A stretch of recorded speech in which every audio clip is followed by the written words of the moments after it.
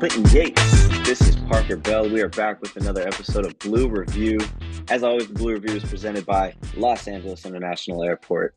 Hire LAX is creating life-changing opportunities for Los Angeles residents. For more information, check out Eventbrite. Hire LAX at eventbrite.com.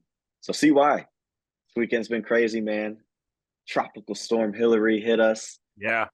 I know we wanted to get into that because of some recent events at Dodger Stadium. So by all means, take it away. Okay. Number one, if you're officially counting Sunday, technically, as a rainout, that would be 18 total rainouts, 18 total in the history of Dodger Stadium. That is an impossibly low number, but obviously it is that low because of Dodger Stadium. Now, their longest streak without a rainout lasted, guess what? 18 years, okay? Wow. That was from 2000 to 2018.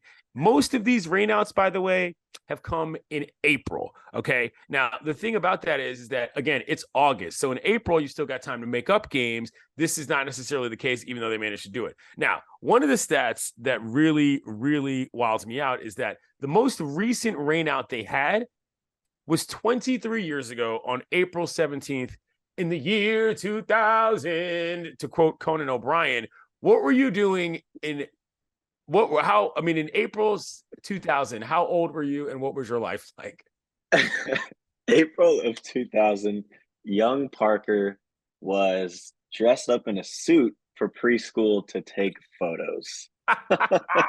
First day of school? I guess not. It would have been April, so you probably would have been at the end of the school year, if not at the beginning. It is the first day of school, though, so that is good to know. Okay, so the last rain delay at Dodger Stadium was April 7th, 2015.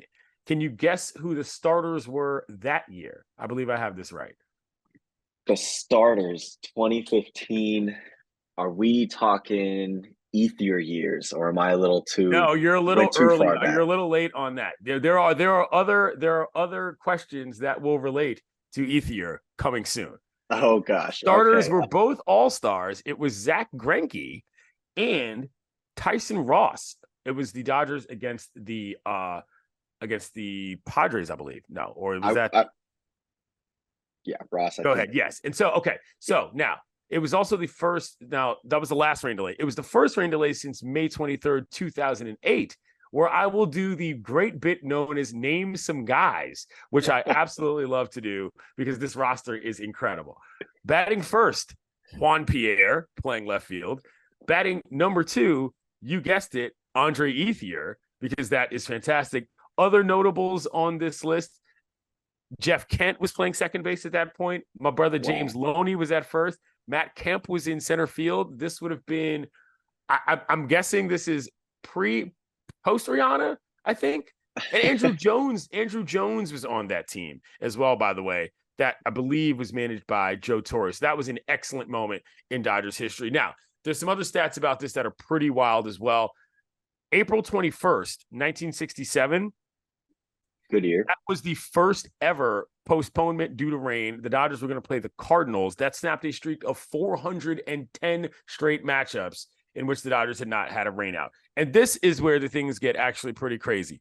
21 years later, to the day, the Dodgers had another rainout on April 21st against the Padres in the 1988 season, in which 3 straight games were rained out in April. An entire series was lost to rain in 1988, which is, again, completely mind-boggling on a lot of levels. And during that series, I'm going to read something very funny from the Los Angeles Times.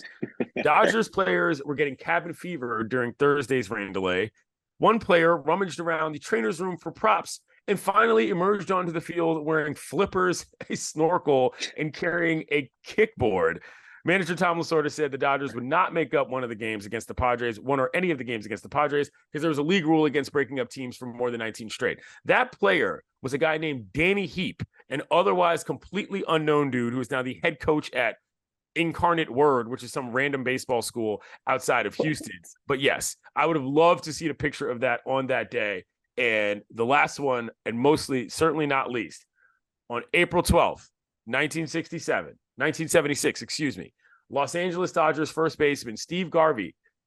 There's a famous picture of him, and I hope we can get this up, of him at Dodger Stadium in the dugout during a 75-minute rain delay with an umbrella. He's just holding it above his head, being usual, great-looking garb, and somebody managed to take a picture of it. So what's the moral of the story of all of this, Parker? Guess what my favorite policy is at Dodger Stadium to this day? No umbrellas allowed. That's the best part about the whole thing, is that after all this, you still are not allowed to bring something in other than a poncho to protect your head. What is the best rain delay game you've ever been to, Parker? Best rain delay game I've ever been to. Well, here's a fun tidbit. As of Monday, August 21st, we're still feeling the implications of this Correct. tropical storm. So the Halos down south, they're actually, I just got word that they're delaying today's game. Wow. Changing it to Wednesday. So, like you said, luckily the Dodgers are on the road, but a couple of the teams down here in SoCal are not. So let's see how long we kind of are feeling these, side effects of the rain. Field conditions. Oof. I once went to a game in Baltimore at Camden Yards that had a long rain delay, and about halfway through what was a 2-hour rain delay, it was floppy hat night at the Yard that day. A guy ran onto the field. He was wearing the floppy hat and sneakers, and that's it. He ran around the outfield, and it was one of the greatest moments I've ever seen, because at the time that guy hit the actual infield dirt, the dude played All the Small Things by Blink-182. This guy was running around butt naked, except for his shoes and the floppy hat giveaway. It was a great moment. So that is your weather report for the day on Blue Review. But I see the hat you're wearing, Parker. What's going on? That's right. So yesterday, Sunday, August 20th, was National Radio Day. And as you can see, I am wearing the legendary Vin Scully hat that I got from Baseballisms, a store right outside Oracle Park. And I know there are other places as well. You got a lot of stuff, Yeah, I just wanted to give a shout out to Vin, the GOAT.